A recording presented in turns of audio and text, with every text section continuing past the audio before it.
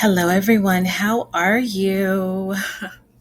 I don't know if it's appropriate to say Happy New Year. I guess it is, with January not quite over yet. But hopefully, your year is going really well and you're walking into it with new knowledge, new ideas, just new everything, and moving with purpose. But I know you guys were waiting for this particular video, and here it is. A lot was going on, and I wanted to do more research before I came to, I guess you could say, a final presentation here. But as you can see, this is hidden from view, the dark-hued aboriginals of pre-colonial Southern California, part two. So yeah, we're really super duper excited about this one because there's a lot to talk about in this one, but I'm going to keep it as succinct and brief as possible, and just give you guys a lot of, I guess you can say, information for you to start your own journey and do a deeper dive on this. But as you guys can see, here's my bio, so you guys get to know me a little bit better for those of you who don't know me. And here's a summary of topics. We're going to, of course, talk about the dark-hued aboriginals of Southern California. We're going to go to Los Angeles, and then I'm going to do a bit of a teaser and let you guys know about the next video that we're going to be doing. But as you guys probably are aware, there is a part one to this presentation, and I highly, highly encourage you to look at that one because it has a lot of information that set the stage and tone for part two. Super duper excited about that. So yeah, let's start and just focus on the dark-hued aboriginals of Southern California, right? So again, kind of repeating certain things that I said in the first video, but not a lot. When you think about the time of the exploration of North America's western border, spanning over 336 years from 1501 to 1837. And as you guys are probably aware, there was a lot going on the East Coast or the eastern part of the US, and the British were doing their best to settle the colonies over on that side. But I wanted to focus a bit on what was happening here on the western borders, and which often gets ignored, right? So we will start with the Cahuilla Nation in Southern California. And right now, this particular nation has about 10 sovereign nations, including the Agua Caliente band of Cahuilla. And this is a federally recognized band of the Cahuilla. And the reservation is located in the Palm Springs area, including parts of the cities of Palm Springs, Cathedral City, and Rancho Mirage.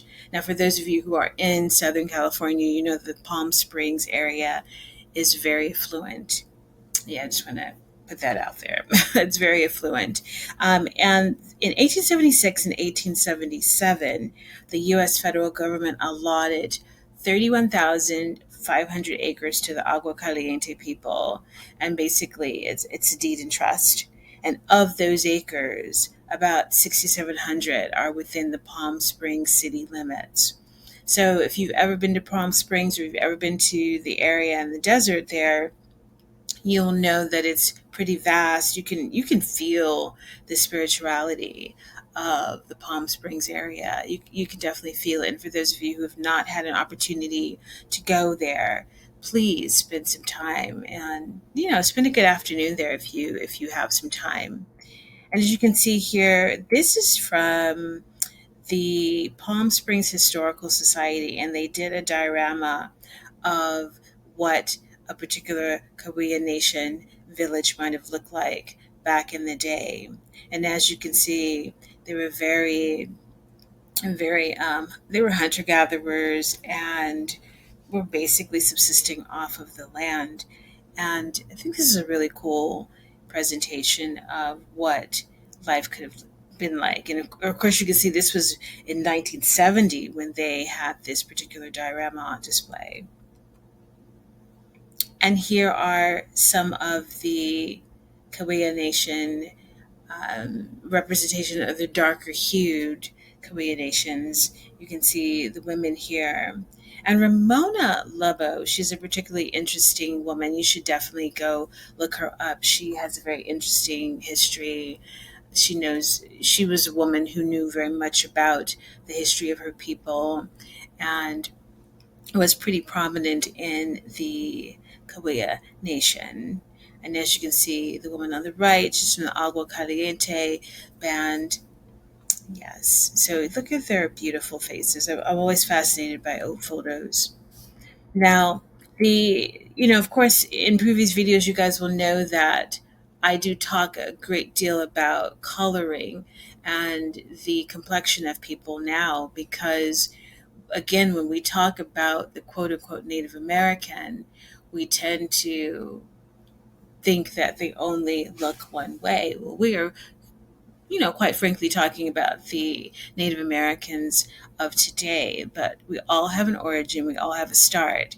And as what I'm finding in all of my research, of course, is that many of the Native tribes had to intermarry, and the Cahuilla Nation was really no different. And today, a high percentage of them have some degree of mixed ancestry, especially Spanish and quote unquote African American. And I found this X post, Twitter for now known as X, and I saw that the tribal chairman Jeff L. Grubb, I think that's how you say his name. I'm not quite sure. He had taken Kanye West on a trek through Palm Canyon, which which is where many of the lands are of the Agua Caliente band, and as you know, Kanye had gotten into there's some controversial headlines of him a few weeks back when he had made a video, or someone had recorded a video of him saying that we are not black, we are actually Indians. So this particular photo and picture of Kanye going on a tour, exclusive tour, was back in 2019. So he obviously has been doing his research and doing deep dives of maybe his people, just looking at Native American tribes in general. But I highly do encourage you guys to do that. There is a tour that you can go on to see the canyons and the land. And again, we have a picture here of three gentlemen by the name of Lee Arenas, Willie Marcus, and Will Pablo, who serve as the tribal police in Taquitz Canyon. And this again is a photo courtesy of Palm Springs Historical Society. Now, these, of course, are older photos, but just wanted to show you what these men looked like back in the day.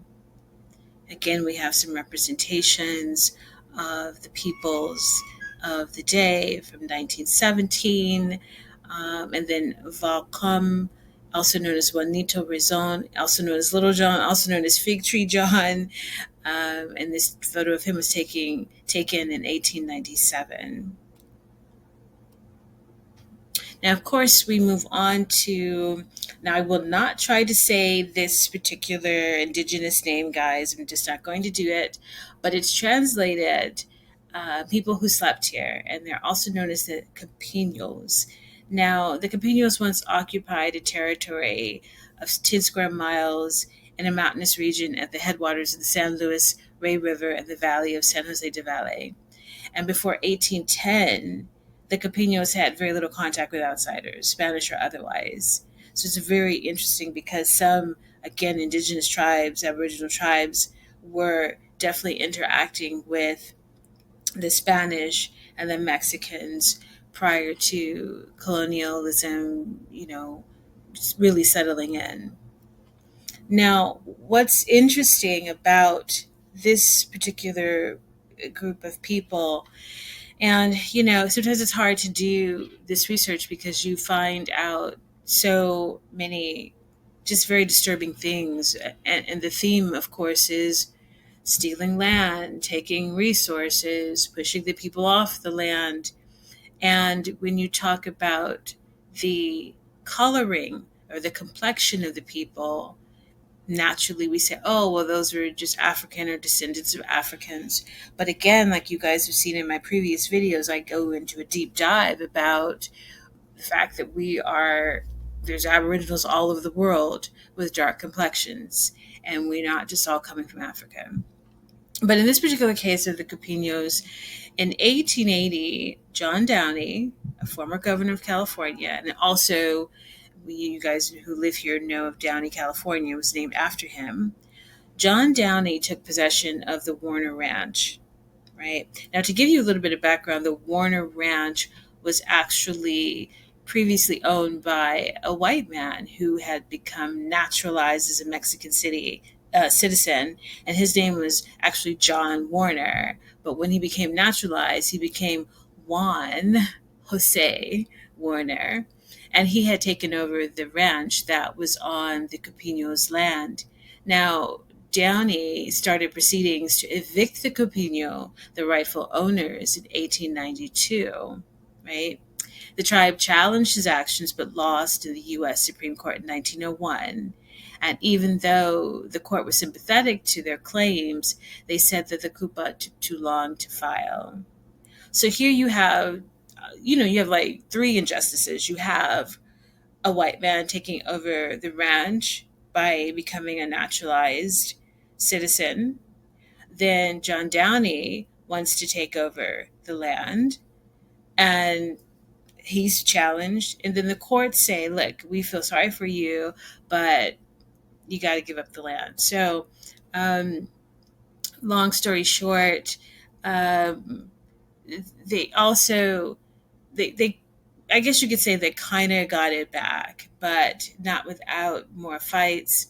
And the Pala Indians, who took in the Campinos after all of the drama, then they put in a $13 million bid to buy the homeland back. And this was in 2013. In 2013, a bankruptcy judge chose to accept a lesser bid of $11.75 million from the Pacific Hospitality Group. So, moving fast forward, the Aboriginals are trying to buy their land back, and because a corporation outbid them, they then lost the land altogether, right? Now, the Pacific Hospitality Group is just another, I guess you could say, they're going to be building hotels, they're going to be building resorts, they're going to be taking the land for commercial purposes. See how that goes. So, but all of this information I'm going to have in the description of the video so that you guys can do your own research and read up on all of this. But I wanted to at least give you a cursory glance as to not just who these people were, what they looked like, but also what they were going through to keep their lands in the first place. So they were fighting. They were going through the quote unquote system to keep their land. So, now, today, the descendants are members of the federally recognized tribes, such as the Pala Band of Luiseno Mission Indians, the Morongo Band of Cahuilla Mission Indians, and Los Coyotes Band, and the Capino Indians. So they still have some aspect of their land, but it is nothing like it once was before the drama with John Downey. Okay?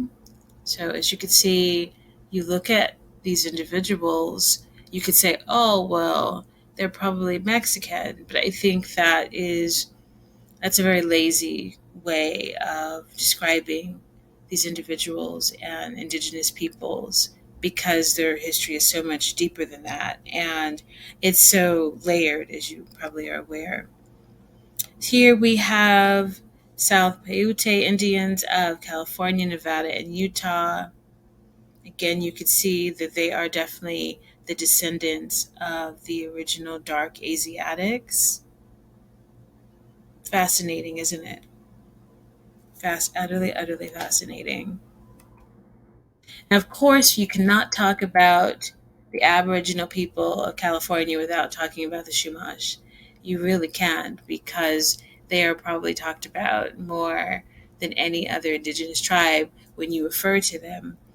For various reasons, but the Chumash reside in various areas of California, areas such as Kern County, which is Bakersfield area, San Luis Obispo, Santa Barbara, Ventura, Los Angeles. So they were really pretty much in grand spaces in California, and their influence has been felt quite significantly. And if you ever do a deep dive into California and the indigenous tribes, you will hear the Chumash mentioned quite frequently. And here's an old map that I found that named many of the different tribes and their names, which some of these, if you don't know the names, you'll, you'll be lost in the sauce here because it's so deep, it's so fascinating, utterly fascinating. Now, the Shamash, means bead maker or seashell people. And before the mission period, which lasted from 1542 to 1834, the Chumash lived in over 150 independent villages speaking variations of the same language. It's pretty deep. 150 independent villages. Now, the Spanish conquistador Juan Cabrillo was the first European to make contact with the coastal Alta California tribes in the year 1542, right? And here are some Chumash musicians at Mission San Buenaventura in 1873. There's another chief here, Rafael Saladas. You'll probably hear more about him as you do your deep dive. This photograph was taken in the late 19th century. And then another Chumash elder, another well-known elder is Fernando Librado, born in 1839, lived to 1915. And he was a major knowledge holder, philosopher, and storyteller. And he was a master tamol builder, which were basically there. I should have had a picture of that, but they're various types of canoes that are carved. And he was born at Mission San Buenaventura, the son of two Chumash parents from the island of Lemuel, which is basically Santa Cruz Island. And he was known for his knowledge of his people and the indigenous experiences at Spanish missions in California, which I could do a whole series on the Spanish missions and their purposes.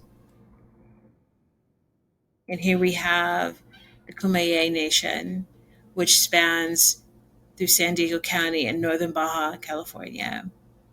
Pretty wide stretch of land. We have some Michelle Indians. Look at these amazing faces. Like there's so much there.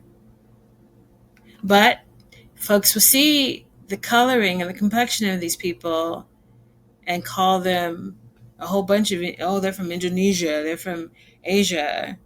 And yes, you can say that. The dark Asiatics looked very distinctive, but they were dark, right? They were dark. Here's some more young Aboriginal girls.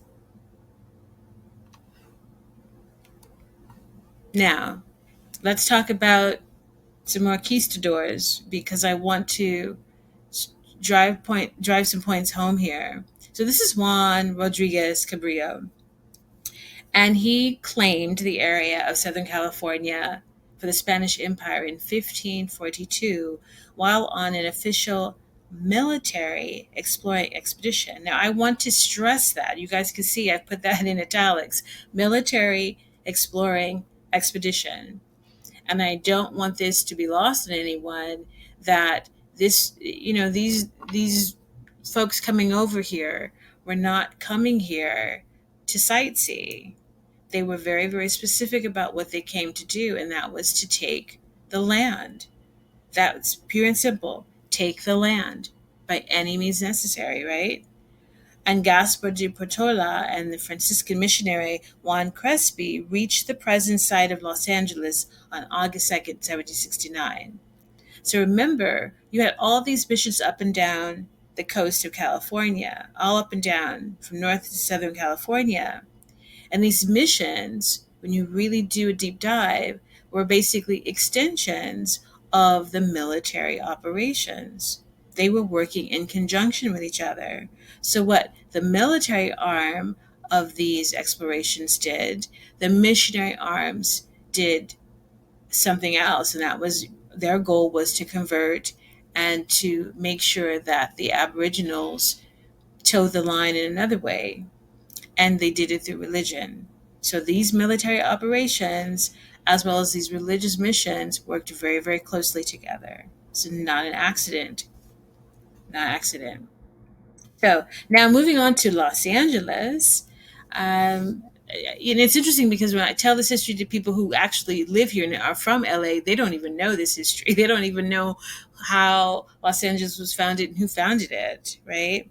Now, on September 4th, 1781, a group of 44 settlers known as Los Pobladores, or settlers, founded the pueblo they called El Pueblo de Nuestra Señora de la Reina de Los Angeles. I probably put an extra D in there. Which was also known as the town of Our Lady, the Queen of the Angels, now known as Los Angeles. So if you really want to really want to entertain people, use this long name. Where are you from? El Pueblo de Nuestra Señora la Reina de Los Angeles. You can probably start and spark a whole nother conversation when you say that.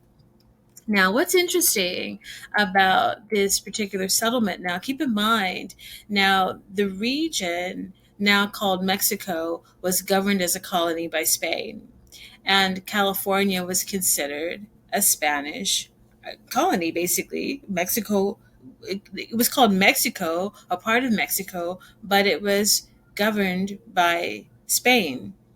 So, of the 44 original pobladores, 26 had some degree of African ancestry, and 16 were Indians or mestizos. So, the people that founded Los Angeles were dark complexioned people already out the gate. So, now, of course, people often default and say African ancestry. I have to do more research on who the original people were and the dynamics of Mexico at the time, which is deep in itself. But I know that when we talk about the Aboriginal and we talk about the dark skin, everyone tends to default to African, and they were essence probably not African so much as they were Aboriginal to the land. And people will say, oh, well, they all came from Africa. Like, okay, well, sure. But again, let's work and deal with people from where they are. And I'm pretty sure if you were to talk to people of the day, they probably would tell you more about their Mexican experience as opposed to their African experience. Just putting that out there. So again, here are the names of the 44 people who came to Los Angeles to settle. And as you can see, they're all different members of caste. As you know, the Spanish were very, very obsessed with castes, and this was no different. So, and this also shows you their birthplace. Many were from Sinaloa, Jalisco, Durango, Cadiz, Chihuahua, and they all came with their wife and children. And some of the descendants of the original settlers of Los Angeles are still here today, which is really fascinating. I love to talk to them as well. Love to talk to them. So again, here's a beautiful map of the California Aboriginal pre-contact tribal territories. And so if you guys are really interested, particularly those who are from California, really study this area and you will see where the Aboriginals lived, which is where, we are on the Aboriginal land. I always know that as I move and live and breathe here, is that I'm very much aware that my feet are on the lands of the people. Absolutely. And sometimes I know people forget, but this is a fascinating map. Now, as we can see, I ran through this pretty quickly because there's so much to talk about. I mean, again, you see this map, there's tons more to be talking about, and I could do a whole channel on California itself, but I just wanted to give you guys a cursory view of Southern California. And when you pair it with the part two and the Northern California dark Aboriginals, you will see the history, right? Now, what I'm planning on doing is the next video will be the Atacapa of Louisiana. And this is an actual drawing of an Atacapa. I don't have the date of this picture, but I will have it. It's not handy, but I want to say the 17th, 18th century. But I want to do this, and you guys will see this. I am literally going all across the North America territories known as states to show you guys the darker hued Aboriginals because they are hidden from view, always hidden from view.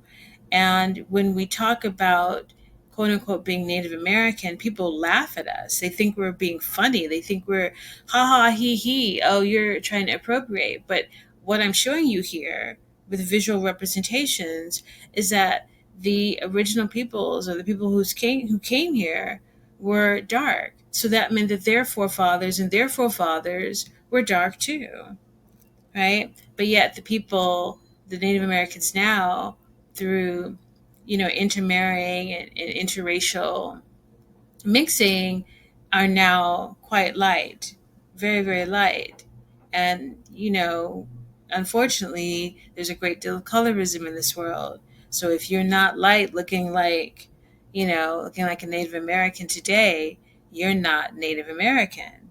You're not Aboriginal. You're not Indigenous. You're African. And I'm here to tell people, no, that's not true. Here's the proof. Here's the physical proof and evidence. So you can call us African all day long, but there are people who don't, our ancestors didn't know very many African languages when they were here. They knew their languages on this continent. So just want to be really clear about that so that there's no confusion. So, but in any case, the Atacapas are going to be the next Aboriginal people that I focus on, and Louisiana is where my people migrated to and are also from. So it's going to be really interesting to do a deep dive on this. So again, thank you guys so much for being here and getting this knowledge and listening to something new and something outside of the box that we are used to receiving. So again, all of the information, references, receipts, if you will, are in the description of this particular video so that you guys can do your own research, and quite frankly to let you guys know that there's a lot of information that's being left out of these history books. So with all that being said, you guys have a great week, and I will definitely talking to you soon. Bye bye.